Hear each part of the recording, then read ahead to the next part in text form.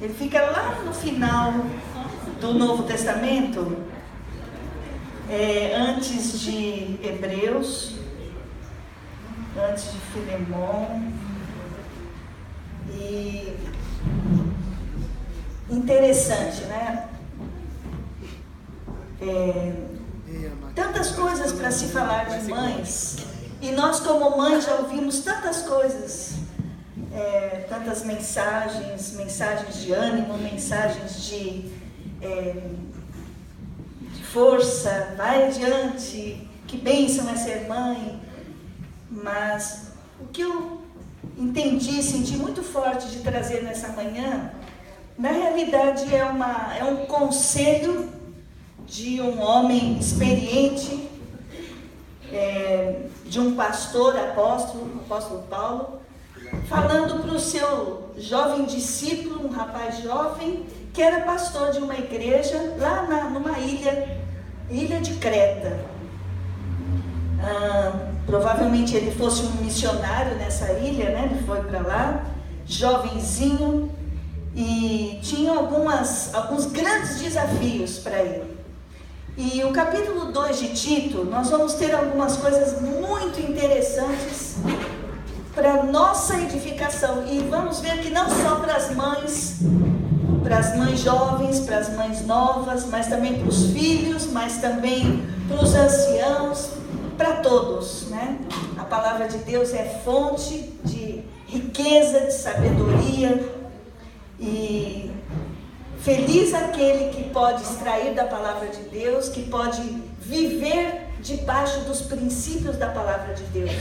Não uma vida religiosa, mas uma vida de liberdade que Deus nos dá, através da riqueza da palavra de Deus como nosso manual de instruções para o nosso bom funcionamento como seres humanos.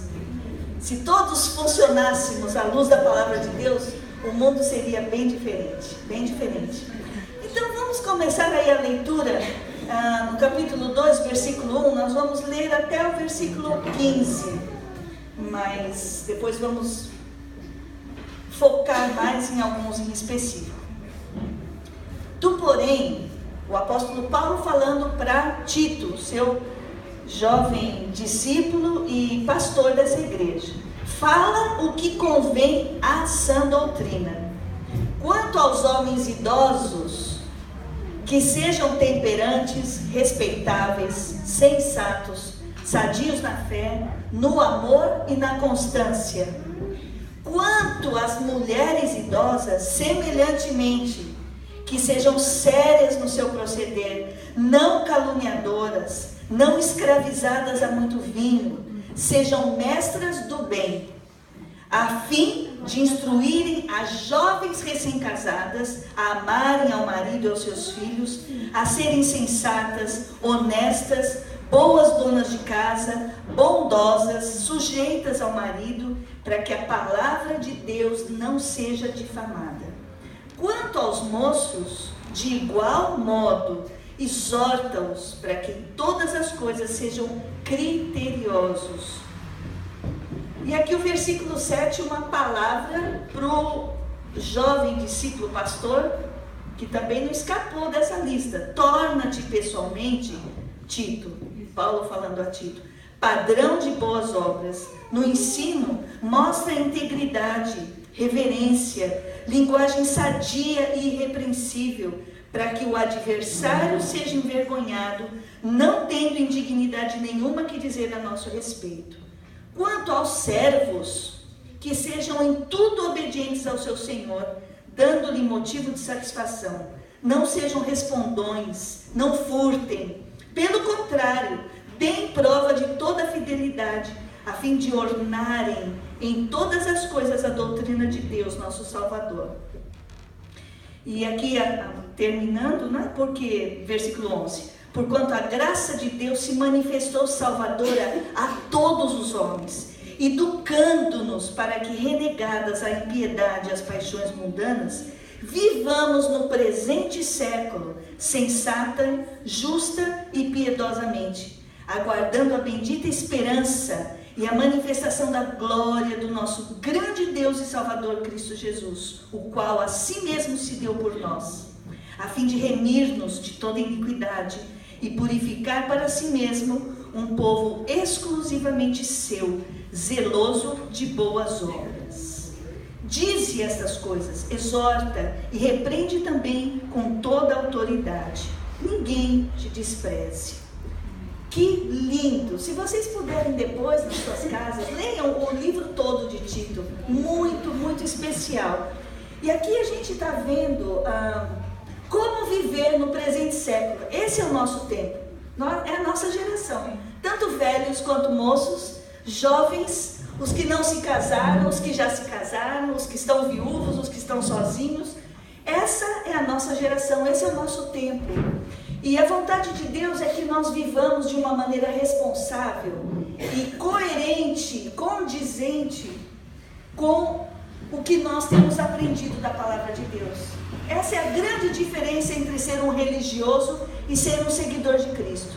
Um religioso é alguém que cumpre tabela, que cumpre esquemas, dominical ou de palavras, não, eu sou assim. Mas no viver diário é bem diferente. E o discípulo de Cristo é aquele que vive no viver diário a vida de Cristo. E aos domingos ou nos cultos, somente é um reflexo do que ele já é na segunda, na terça, na quarta, no dia a dia. Então, por isso que o apóstolo Paulo está exortando esse jovem pastor nessa igreja, nessa ilha, que na realidade era um missionário. Tito era um missionário naquela região ali de Creta, falando para ele, olha, você instrui tanto a jovens quanto a velhos, como é realmente o padrão de vida que agrada a Deus, que seja influente na sociedade. Agora imaginemos nós aqui, hoje é dia das mães, nós celebramos aqui no Brasil o dia das mães. Imagine só se todos os dias fossem os dias das mães, que na realidade que todos os dias os filhos honrassem as suas mães, que todos os dias as mães cuidassem e ensinassem os seus filhos. Não é só um dia, a gente tomou como um dia, não é? É um dia de marketing que infelizmente o comércio pegou como pega tudo, né? Para ser um dia de muita venda, de muito, né? Tem que ter presente, tem que ter isso, tem que ter aquilo, mas nós estamos celebrando aqui, tornando esse dia como destacando ainda mais a relevância de ser mãe, que é um dom de Deus. Nós, de mãe para mãe, eu sou mãe de 3 filhos, meus filhos já estão caminhando para a fase adulta. Quanta alegria, quanto choro, quanta tristeza eles me deram e eu também dei para eles, né? Porque é uma mão dupla. As mães, você só me traz alegria, você só me traz tristeza. Mas os filhos também, se você, no dia dos filhos, mãe, você também só me traz tristeza, só me traz alegria. Outro dia eu como mãe, quantas nós mães, não é? Quantas vezes estamos falhando? Quantas vezes? Estamos aprendendo a ser mãe com os nossos filhos. Eu nunca fui mãe de um adulto, estou aprendendo a ser mãe de um adulto agora.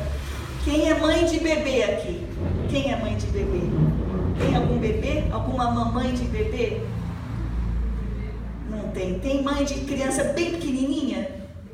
Tem. Está aprendendo a ser mamãe dos seus filhinhos pequenininhos. Quando eles chegarem na adolescência, você vai ter que aprender tudo de novo. Como é ser mãe de um adolescente? Porque é diferente.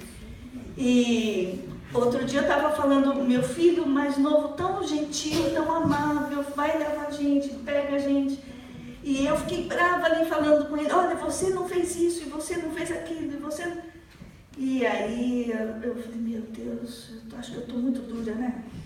E o pastor Natan falou, obrigado, Gui, por ter vindo buscar a gente. Aí caiu minha ficha, falei, é verdade, eu estou muito negativa, só estou falando o que ele não fez, que ele não estudou, que ele não fez isso. Nós passamos uma semana fora de casa, e aí depois parou o carro, eu fiquei com o coração apertado, falei, Gui, perdão, porque eu fui para cima, né? Não valorizei as coisas boas que você fez. Assim é ser mãe. Nós somos contraditórias, nós somos chatas, nós somos implicantes, nós somos incoerentes, incongruentes.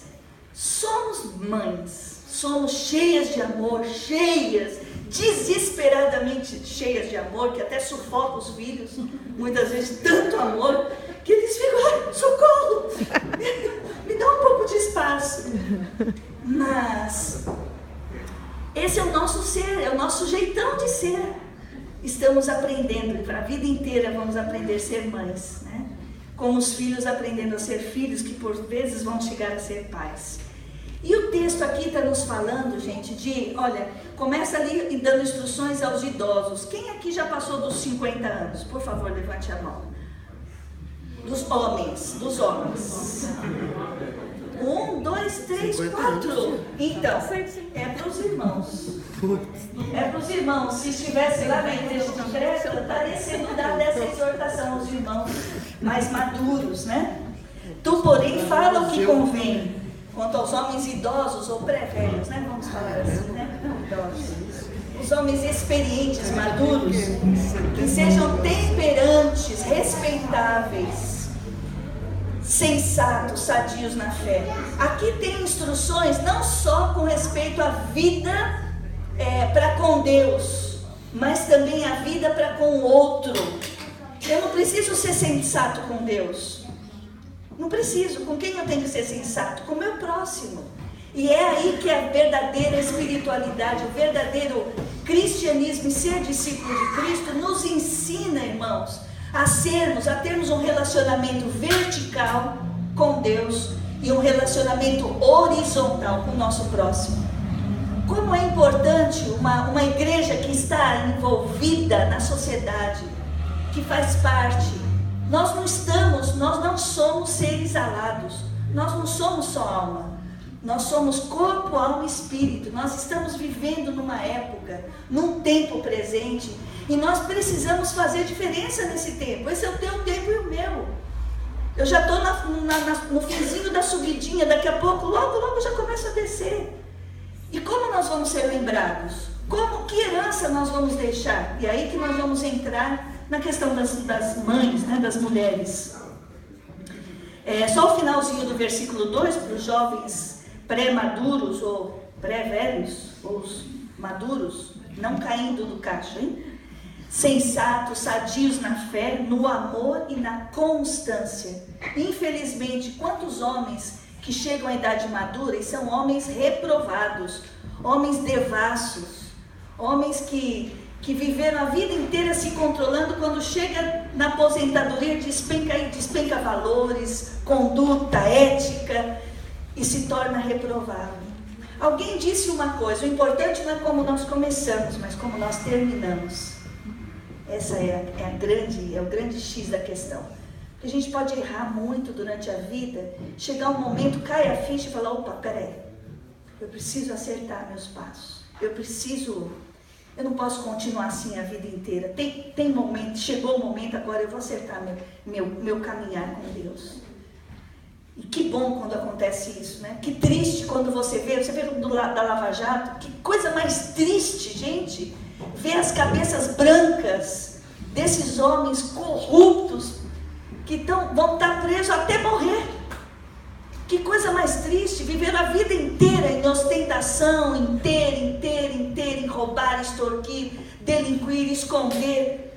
E agora vamos chegar nessa idade, nessa fase da vida, atrás das grades. É muito triste. E que isso para nós é exemplo. Eu tomo isso como exemplo. Eu falo, não é que eu sou melhor que ele. Eu tenho todo o potencial, e todos nós aqui temos potencial para sermos delinquentes, para sermos desonestos, para sermos perniciosos. O que realmente faz diferença na nossa vida é Deus na nossa vida.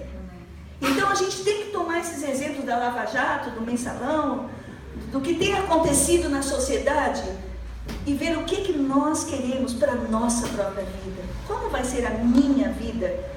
O que legado eu vou passar para os meus filhos, para os meus netos, não é? E aqui entra, e já vamos partindo, chegando já para quase conclusão, versículo 3, quanto às mulheres idosas. da mesma forma, mulheres maduras, não tem mulher idosa.